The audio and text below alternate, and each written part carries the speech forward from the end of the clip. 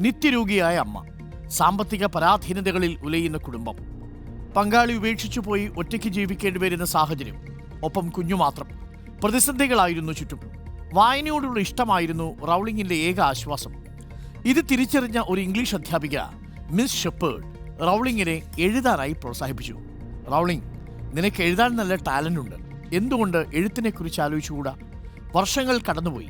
ജെ.കെ. Rowling ലോകമറിയുന്ന എഴുത്തുകാരിയായി. ഒരു പുസ്തകം പ്രകാശന ചടങ്ങിൽ ഒരാൾ അവരോട് ചോദിച്ചു, ആരാണ് നിങ്ങളെ ഇങ്ങനെ എഴുതാൻ കൂടുതൽ പ്രചോദിപ്പിച്ചത്? റൗളിംഗ് തന്റെ ഇംഗ്ലീഷ് ടീച്ചറുടെ കഥ വിശദീകരിച്ചു. എന്നിട്ട് പറഞ്ഞു, മിസ് ഷെപ്പേർഡ് എന്നെ പഠിപ്പിച്ച പാഠങ്ങളോ അവർ എനിക്ക് തന്ന പുസ്തകങ്ങളോ ഞാനിന്ന് ഓർക്കുന്നില്ല. എന്നാൽ അവർ പകർന്ന ആത്മവിശ്വാസവും പ്രചോദനവും ഒരിക്കലും മറക്കില്ല. നിങ്ങൾ വാക്കുകളുടെ ഭംഗിവാക്കായിട്ട് പറയുന്ന വാക്കുകളൊന്നുമല്ല മനുഷ്യർ എന്നും ഓർമ്മയിൽ സൂക്ഷിച്ചു വെക്കുക.